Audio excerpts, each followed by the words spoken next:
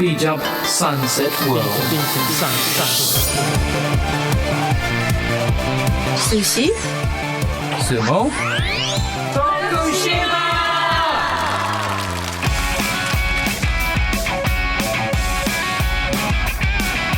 この番組は地域密着型のボランティア活動を徳島で行っている国際ワークキャンプのメンバーがお届けする30分です。This 30 minutes broadcast is hosted by volunteer members who come from abroad to help the community of Tokushima.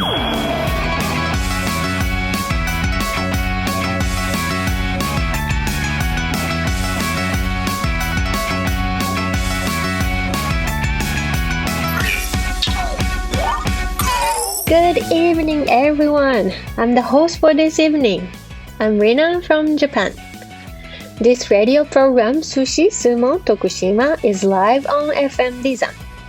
This 30 minutes broadcast is operated by non-profit organization Bizan Daigaku. Bizan Daigaku has been trying to make Tokushima a more attractive place with volunteers from Tokushima and outside Tokushima, including people from many different countries. Popular images of Japan, sushi and sumo? Yes, but we would like people around the world to know not only those images, but more things about Japan. We share the news from Japan and information about Tokushima, a place that welcomes foreigners from all over the world.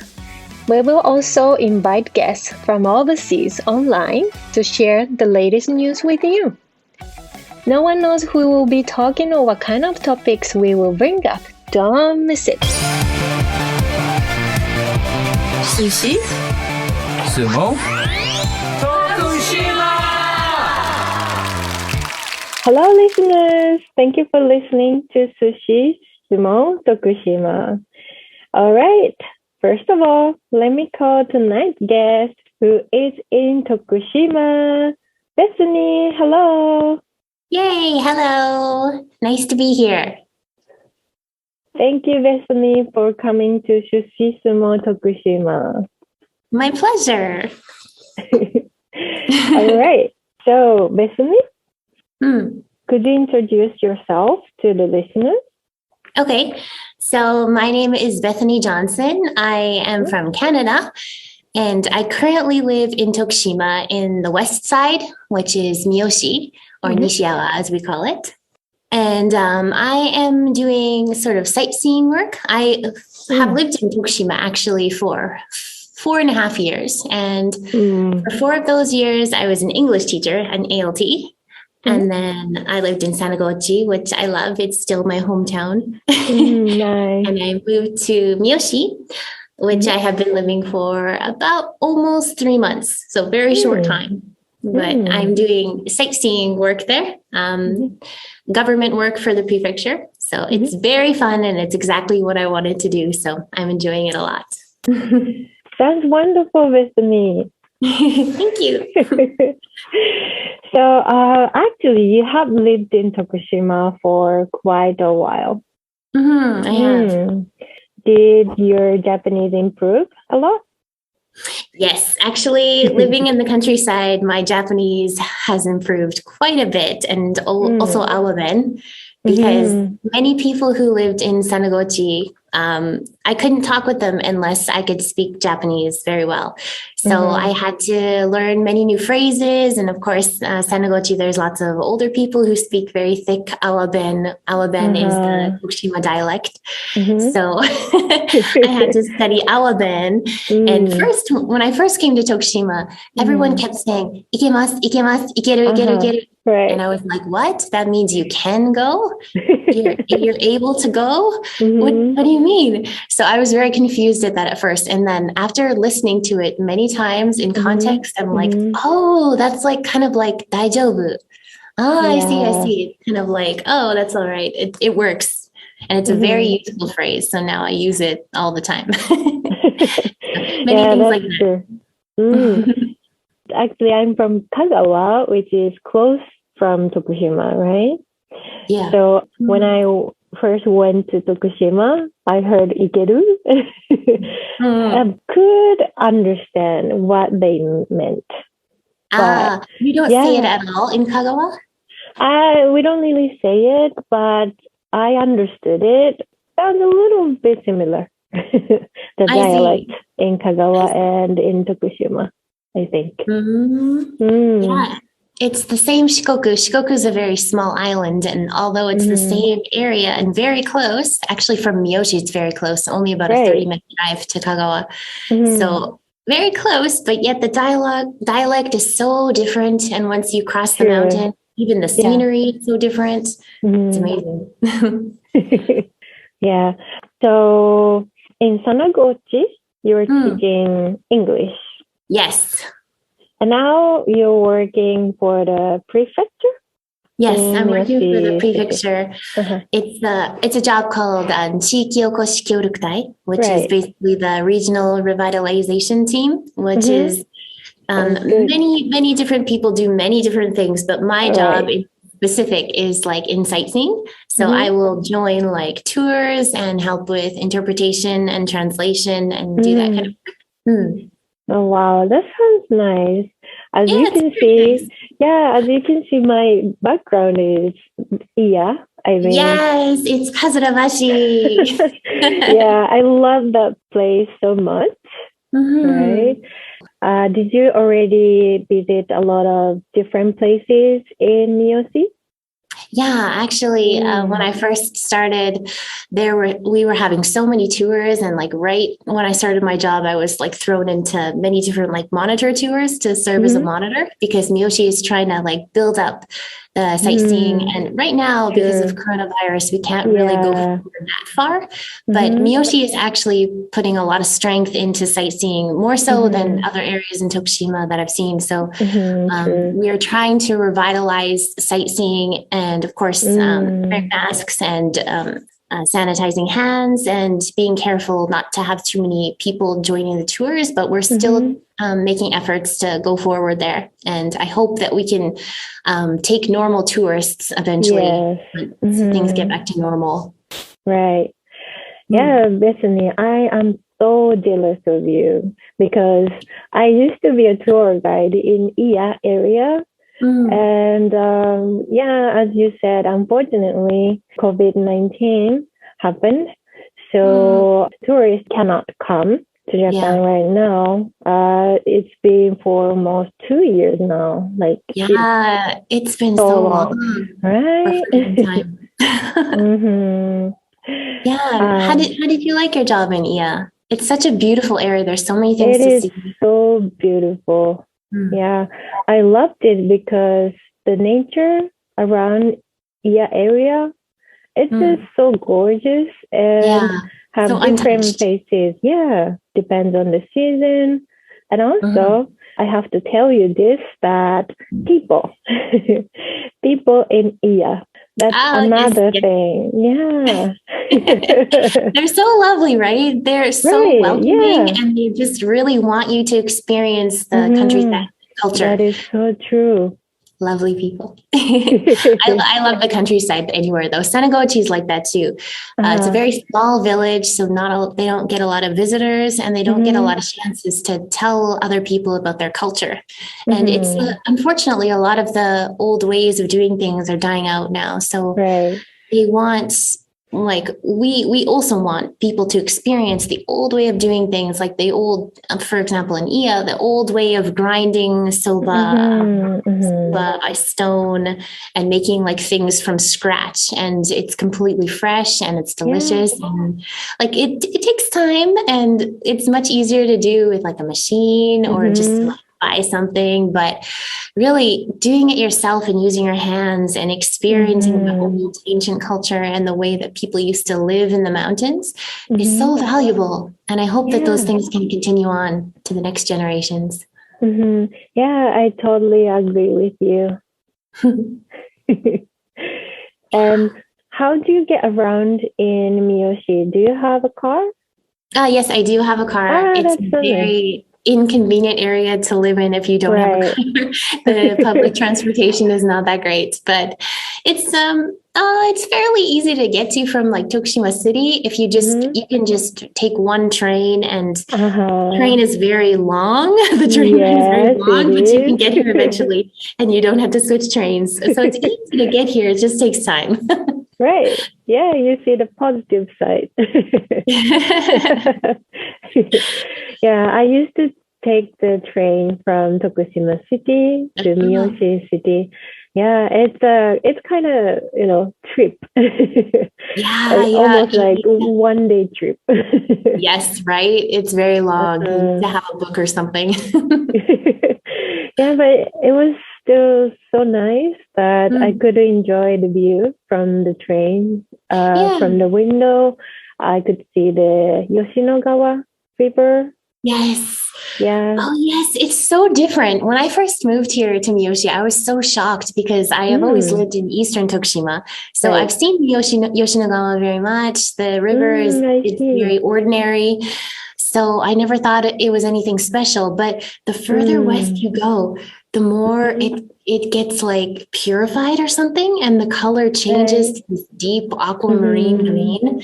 And it's so beautiful, especially in Iya. This season right now, the river is so clear. You can like see all the rocks at the bottom. Yeah. And in the Iya area, it's surrounded by so many like minerals. So that's why it turns that deep green color. So beautiful. I love the river. Oh my gosh, I want to go back. Yeah, please come visit me. Yes, I would love to. Okay, now we would like to play one song and we will be right back after a short break. Sushi, Sumo, Tokushima! We are back. Hi, Bethany. Hey, hi.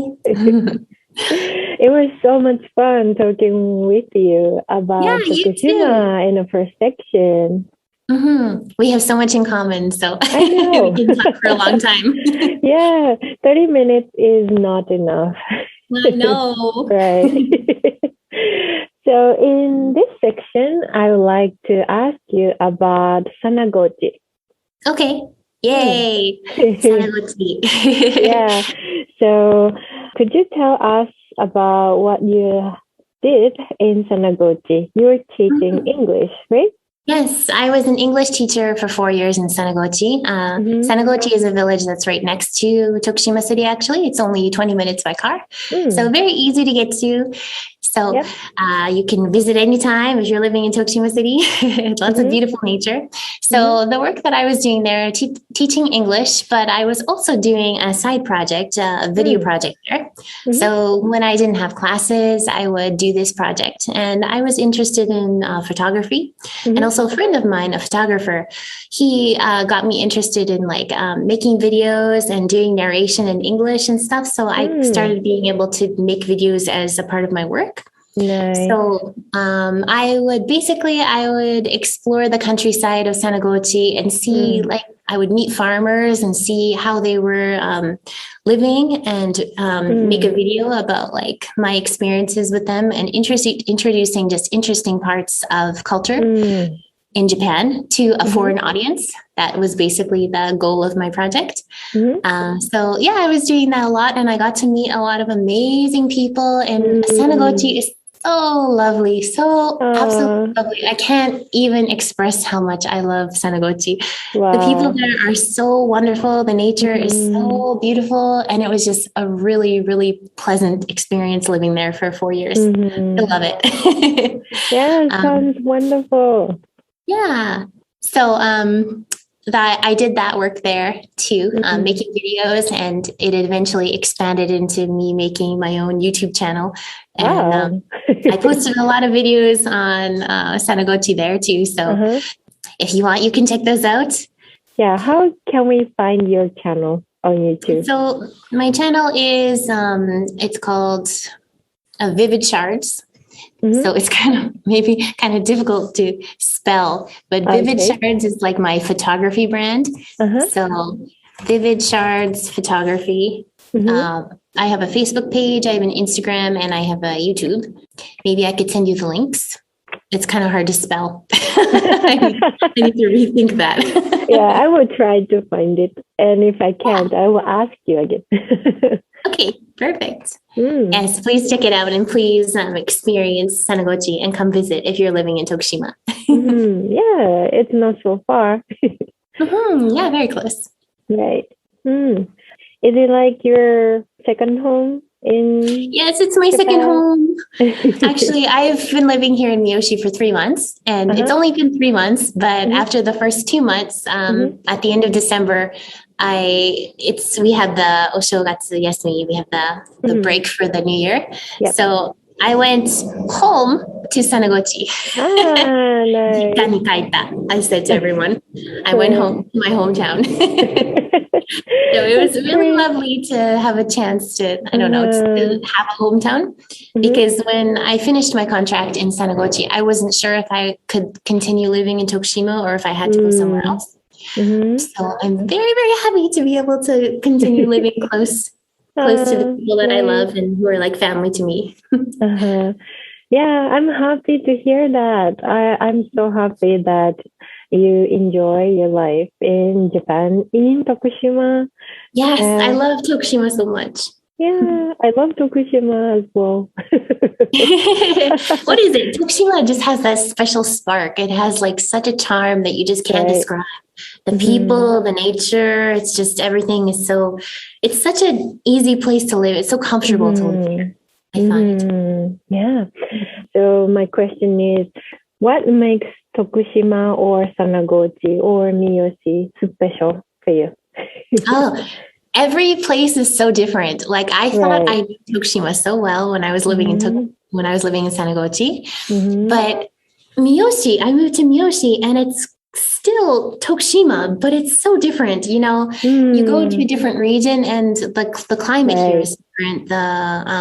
The scenery and the mountains. Like just looking out the window right now, that I can see the mountains, and they're so much higher than they were in Sanagochi. So like the scenery is very different. Living directly in the valley is also different. In Sanagochi, I lived kind of like on top of a hill. So it's different scenery. And the people are still wonderful and lovely and very welcoming, even at my workplace. So when I lived in Sanagochi, the farmers would just like, I would walk at night and someone would drive past me. I didn't even know who they were. And they would just like give me a bag of shiitake mushrooms or like a bag of mikan or something. And I would be like, oh, thank you so much. So I had to carry that while I was walking. And like that would happen all the time. And then when I moved to Miyoshi, I'm like, okay, it's just more like a city vibe. It's not a city, but it's more like a town vibe compared to Sanagochi. So I was thinking, so that kind of like countryside thing probably won't happen here because it's more like a town. But even people in my workplace here, there's farmers who I work in the same like area with, and they will be like, I have extra vegetables. Like, do you want some? I'll bring some. And like yesterday when I got home, I saw this big box in my parking space and it was full of like daikon and like sweet potatoes. And I was just like, so wonderful. Like just that kindness. They will just like drive to your house and like leave a box of vegetables. Like everyone's so kind and welcoming. So nice. Welcoming. They want you here, you know? Yeah. Did you have any culture shock though? Culture shock? Actually, to be honest, I have, ever since I was a kid, I was interested in Japan. So I would enjoy studying the culture or watching Japanese TV shows, and that's how I kind of like learned the language, by watching Japanese TV shows like over and over again. I love the sound of Japanese. So I would like study it in my free time. But so culture shock, not so much. There are very little things that like maybe I wasn't used to at first, like how fancy the toilets are, or how you have to wear slippers when you go into the toilet and stuff like that. So little things, but nothing like really big, you know? So I think you're already well prepared mentally, and also you're open-minded, I would say. Yeah, that's the most important thing, I think. Right. And I think people there in Tokushima, like local people, I think they can feel it from you. Oh, yeah, maybe. You started living in Miyoshi 3 months ago? About 3 months ago. And what would you like to do in Miyoshi? In Miyoshi? Yeah, I just started, so I've been thinking about that a lot. What I want to do most is make videos about Nishiawa, the Nishiawa area, which is Mima, Tsurugi, Miyoshi, and Higashi Miyoshi. So that area, Western Tokushima, I want to promote it as best I can through my photography. I have a photography page where I post about like sightseeing locations. So if I find like a nice spot, I will introduce it via SNS, and I'll be like, I'll give links and stuff like that. And this beautiful place is here. Please go visit. And I introduce everything in English, of course. So I want to make lots of sightseeing posts, lots of videos, take lots of pictures to introduce Tokushima's charm to the rest of the world and make people want to come to Tokushima, because it's so, like, before I came to Japan, I had never, I'd heard of Shikoku, of course, but I had never heard of Tokushima. Right. And when I got my placement on the JET program, I was like, Sanagochi, Tokushima. Where is that? I had no idea if it was north or south. And I was just like, So I want more people to know, because this is such a wonderful place. And if it weren't for the JET program, I never would have come here, I feel like. True. So, yeah, I want people to know. Yeah, you happen to be there, but you love it now. I mean, yeah, right? Yeah. It was such a shock. I originally wanted to live in Hokkaido because it's similar to Canada's climate. Okay. I was like, maybe it'll be easier for me to live there. And I don't really like the heat, so I don't want to live in southern Japan. That's what I thought. But then I got my placement, and almost immediately, even though we get placed, we go to Japan in August, which is the hottest time of the year. True. I was so excited about everything. I didn't even mind the heat. Of course, we go right during Awa Odori time, so we get to experience Awa Odori as well. Nice. And it's so much fun, just lovely. Wow, I'm super happy. You love Tokushima. Yes. Which you didn't expect at all at the beginning. Yeah. Right. It's really like fate. Yeah, it is. So Bethany, thank you so much for today. Oh, thank you too. Oh, is it over already? So fast. Yes, right? And I hope you come back again. Yeah, me too. Anytime. Thank you so much. My pleasure. All right. It seems we have almost reached the end of the program. We are waiting for messages from you with feedback or requests. Sushi, Sumo, Tokushima! This radio program, Sushi, Sumo, Tokushima, is being recorded here on Bizan FM in Tokushima. This program is operated by non-profit organization Bizan Daikaku.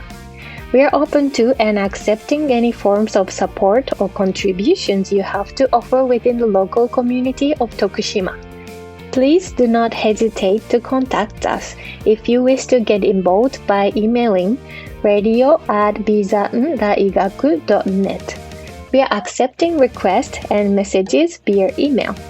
Please send emails to request@bfm.jp, request@bfm.jp, including the title of the show, Sushi, Sumo, Tokushima, in your messages. You can listen to this channel, FM Bizan, on the internet with your PC, smartphones, and tablets. If you are accessing with your PC, go to the website www.bfm.jp and you will find a banner written Listen Radio on the right side of the page. If you are accessing with your smartphone or tablet, download the application Listen Radio, then select BFM 791 FM Bizan with the area Chugoku Shikoku. If you are listening to this radio in the area where has a weak radio wave, don't worry. You can listen to programs with clear sound through this internet radio system. No one knows who will be talking or what kind of topics we will bring up next Thursday. Don't miss it. See you next Thursday at 6:30 p.m. Bye bye.